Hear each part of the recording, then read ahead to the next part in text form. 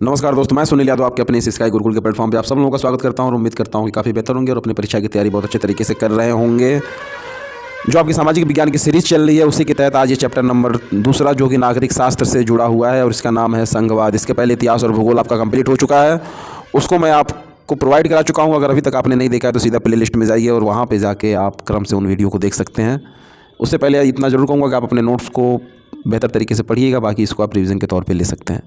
Rajiv question bank की series चल रही है, इसके ख़त्म होने के बाद आपके किताबों में जो प्रश्न दिया है उनको लेके आऊँगा, क्योंकि उसमें आपका उत्तर नहीं होगा। इसमें आपको प्रश्न के साथ उत्तर भी दिया है, इसलिए ज़्यादा समय लूँगा नहीं मैं इस पर।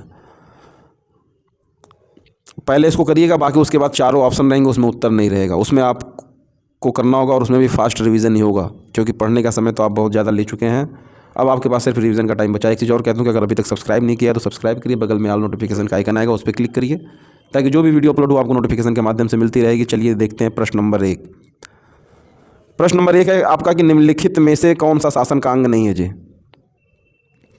निम्नलिखित में से कौन सा शासन का अंग नहीं है? कार्यपालिका, नगरपालिका, न्यायपालिका, विधायिका। उत्तर जाएगा इसका गौ के साथ। न्यायपालिका आपका ये शासन का अंग नहीं है, गौ ऑप्शन सही। देखेंगे प्रश्न नंबर दूसरे को, जो विषय किसी सूची में नहीं आते वे किसके अधिकार क्षेत्र में चले जाते हैं? संघ सूची या केंद्र सरकार, राज्य सूची या राज्य सरकार। उत्तर जाएगा इसका पहले के साथ, इसका आपका गौ होगा और इसका हो जाएगा पहला। संघ सूची या केंद्र सरकार में चला जाता है। जो विषय किसी सूची में नहीं आते हैं वे किसके क्षेत्र में जाएंगे? तो संघ सूची या केंद्र सरकार का ऑप्शन सही हो जाएगा। देखेंगे प्रश्न नंबर 3 को जी।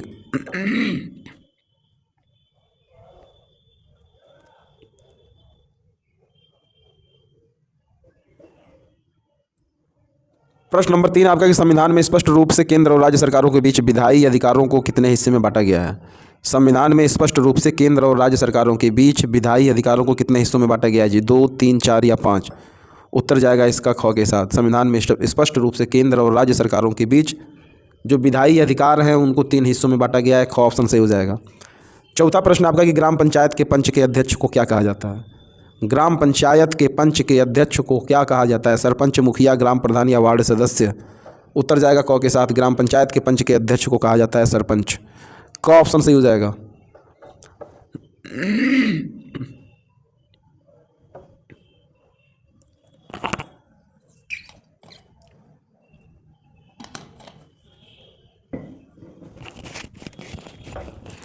एकात्मक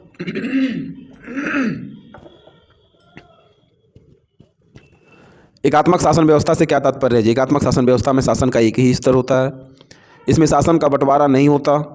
कई सरकारें होती हैं लेकिन शासन का स्वरूप एक होता है, या उपरोक्त में से कोई भी नहीं। एकात्मक शासन व्यवस्था से क्या तात्पर्य है? तो उत्तर जाएगा क के साथ। एकात्मक व्यवस्था में शासन का एक ही स्तर होता है। ऑप्शन नंबर क सही हो जाएगा। देखेंगे प्रश्न नंबर 6 को।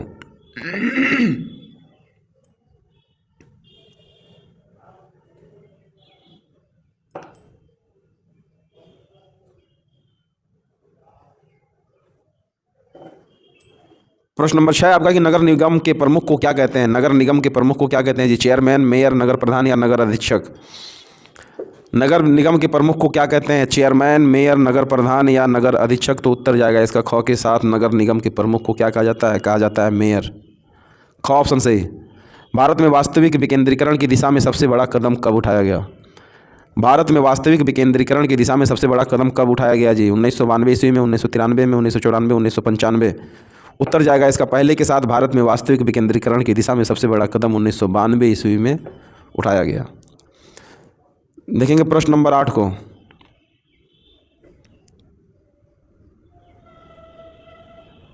प्रश्न नंबर 8 है आपका कि निम्नलिखित में से कौन सा राज्य संघीय राज्य नहीं है? कौन सा राज्य संघीय राज्य नहीं है पूछा है। मणिपुर, त्रिपुरा, हिमाचल प्रदेश और जम्मू कश्मीर। उत्तर जाएगा इसका घ के साथ। जम्मू कश्मीर आपका संघीय राज्य नहीं है, बाकी मणिपुर, हिमाचल प्रदेश और त्रिपुरा ये संघीय राज्य हैं।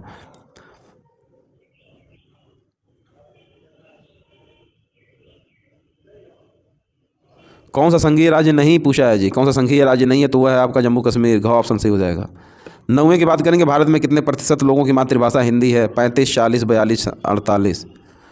भारत में कितने प्रतिशत लोगों की मातृभाषा हिंदी है? 35, 40, 42, 48। उत्तर जाएगा ख के साथ। भारत में 40% लोगों की मातृभाषा हिंदी है। ख ऑप्शन सही। देखेंगे प्रश्न नंबर 10 को। प्रश्न नंबर 10 है कि निम्नलिखित में से कौन सा संघीय राज्य नहीं है? उत्तर प्रदेश, मध्य प्रदेश, दिल्ली या बिहार।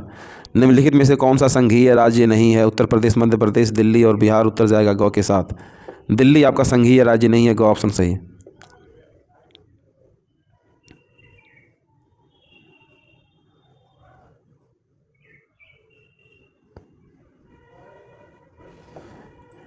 एक ऐसी सरकार जो एक से ज़्यादा राजनीतिक पार्टियों द्वारा साथ मिलकर बनाई गई हो कहलाती है।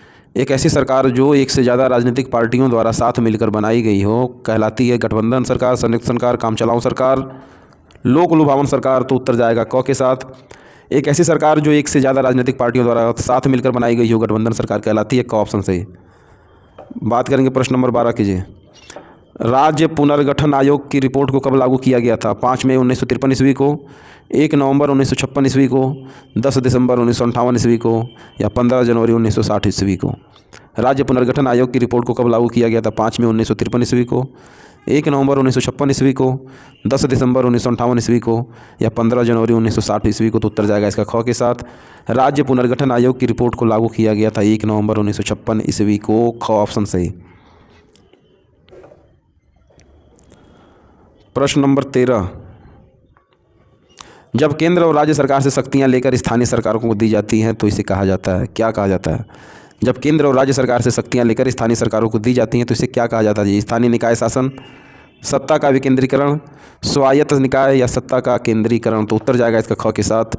जब केंद्र और राज्य सरकार से शक्तियाँ लेकर स्थानीय सरकारों को दी जाती है तो इसे सत्ता का विकेंद्रीकरण कहा जाता है, ख ऑप्शन सही। 14 नंबर की बात करेंगे कि नगर पालिकाओं और ग्राम पंचायतों के लिए लगभग कितने लोगों का चुनाव होता है?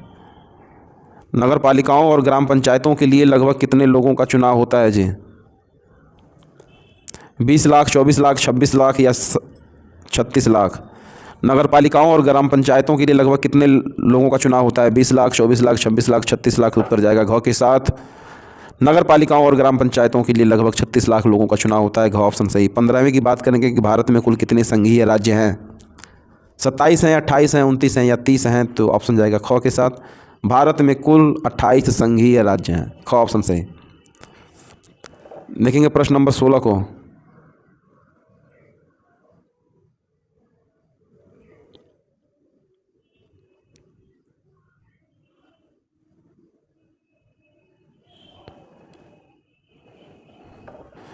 संविधान की 8वीं अनुसूची में कितनी भाषाओं को मान्यता दी गई है जी? 20, 21, 22, 23। तो उत्तर जाएगा ग के साथ। संविधान की 8वीं अनुसूची में 22 भाषाओं को मान्यता दी गई है। 17 नंबर है कि संविधान में उल्लिखित 3 अनुसूचियों में से निम्नलिखित में से कौन सा विषय समवर्ती सूची में शामिल है? शिक्षा, कृषि, पुलिस या रक्षा। संविधान में उल्लिखित 3 अनुसूचियों में से निम्नलिखित में से कौन सा विषय समवर्ती सूची में शामिल है? शिक्षा, कृषि, पुलिस और रक्षा। तो उत्तर जाएगा क के साथ, शिक्षा। देखेंगे प्रश्न नंबर 18। प्रश्न नंबर 18 है जी आपका कि वर्तमान समय में भारतीय संघ में कितने केंद्र शासित प्रदेश हैं? वर्तमान समय में भारतीय संघ में कितने केंद्र शासित प्रदेश हैं? 9, 7, 10, 8। तो उत्तर जाएगा घ के साथ। वर्तमान समय में भारतीय संघ में 8 केंद्र शासित प्रदेश हैं, घ ऑप्शन सही। देखेंगे प्रश्न नंबर 19 को। संघात्मक शासन प्रणाली में अधिकारों का विभाजन होता है। संघात्मक शासन प्रणाली में अधिकारों का विभाजन होता है केंद्र एवं राज्यों के मध्य, एक राज्य व अन्य राज्यों के बीच, व्यवस्थापिका एवं कार्यपालिका के मध्य, व्यवस्थापिका एवं न्यायपालिका के मध्य। संघात्मक शासन प्रणाली में अधिकारों का विभाजन होता है केंद्र एवं राज्यों के मध्य, एक राज्य एवं अन्य राज्यों के बीच, व्यवस्थापिका एवं कार्यपालिका के मध्य या व्यवस्थापिका एवं न्यायपालिका के मध्य। उत्तर जाएगा क के साथ। संघात्मक शासन प्रणाली में अधिकारियों का विभाजन आपका केंद्र एवं राज्यों के मध्य होता है, क ऑप्शन सही हो जाएगा 19 का। देखेंगे प्रश्न नंबर 20 को। प्रश्न नंबर 20 है जी आपका कि निम्नलिखित में से कौन सा संघीय सूची का विषय है? प्रश्न नंबर 20 है कि निम्नलिखित में से कौन सा संघीय सूची का विषय है? रक्षा, कृषि, व्यापार और शिक्षा। तो उत्तर जाएगा क के साथ। संघीय सूची का विषय है आपका रक्षा, क ऑप्शन सही। 21 की बात करेंगे कि भारत में मताधिकार की आयु क्या है? 21 वर्ष, 20 वर्ष, 25 वर्ष और 18 वर्ष। भारत में मताधिकार की आयु क्या है? तो वो है आपके 18 वर्ष, ऑप्शन नंबर घ सही हो जाएगा। देखेंगे प्रश्न नंबर 22। लिखित संविधान भारत में कब लागू हुआ था जी? प्रश्न नंबर 22। लिखित संविधान भारत में कब लागू हुआ था? 15 अगस्त, 14 अगस्त, 10 दिसंबर, 26 जनवरी। तो उत्तर जाएगा घ के साथ। लिखित संविधान भारत में 26 जनवरी को लागू हुआ था। घ ऑप्शन सही। 23वें की बात करेंगे, भारत में सर्वाधिक बोले जाने वाली भाषा कौन सी है? भारत में सर्वाधिक बोली जाने वाली भाषा कौन सी है? उर्दू, अंग्रेजी, हिंदी, पंजाबी। तो उत्तर है इसका ग ऑप्शन, यानी कि भारत में सर्वाधिक बोली जाने वाली भाषा आपकी हिंदी है। ग ऑप्शन सही। संविधान के अनुसार भारत की राजभाषा है क्या है जी? संविधान के अनुसार भारत की राजभाषा क्या है? हिंदी, उर्दू, संस्कृत, अंग्रेजी। तो उत्तर जाएगा क के साथ। संविधान के अनुसार भारत की राजभाषा आपकी हिंदी है। क ऑप्शन सही।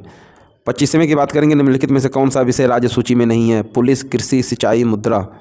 तो राज्य सूची में नहीं है ये पूछा आपसे, तो उत्तर जाएगा घ के साथ। मुद्रा आपका राज्य सूची में नहीं है। बाकी पुलिस, कृषि और सिंचाई ये तीनों आपके राज्य सूची में है, लेकिन मुद्रा नहीं। देखेंगे प्रश्न नंबर 26।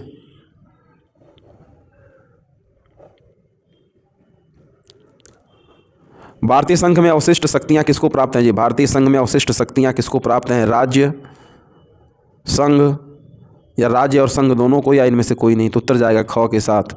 भारतीय संघ में अवशिष्ट शक्तियां किसको प्राप्त हैं? तो वो है आपकी संघ को। ख ऑप्शन सही। 27वें की बात करेंगे, भारत में पंचायती राज की स्थापना कब हुई थी? 1980, 90, 92 या 2004। तो भारत में पंचायती राज्य की स्थापना आपकी 1992 में हुई थी। ग ऑप्शन सही हो जाएगा। प्रश्न नंबर 28 की बात करेंगे कि हिंदी किस प्रकार की भाषा है जी? राजभाषा, क्षेत्रीय भाषा, अल्पसंख्यकों की भाषा। इनमें से कोई नहीं। तो उत्तर जाएगा क के साथ। हिंदी आपकी राजभाषा है। क ऑप्शन सही हो जाएगा 28 का।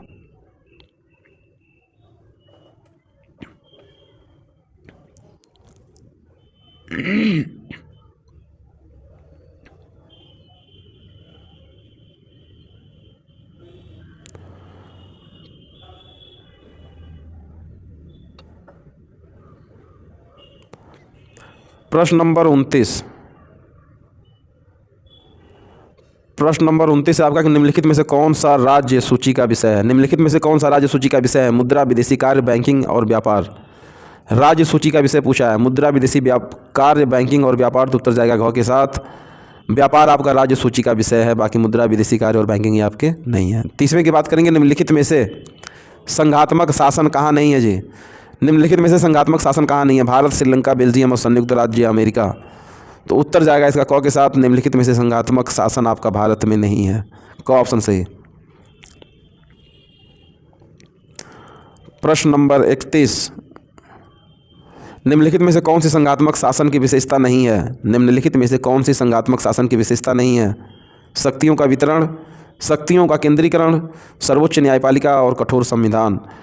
तो कौन सी संघात्मक शासन की विशेषता नहीं है ये पूछा है। उत्तर जाएगा इसका घ के साथ। कठोर संविधान ये आपके संघात्मक शासन की विशेषता नहीं है। घ ऑप्शन सही। इस तरीके से टोटल आपका ये दूसरा चैप्टर कंप्लीट हुआ। जितने भी ऑब्जेक्टिव प्रश्न थे आपके 30-31 तो वो सब हमने कंप्लीट किए हैं।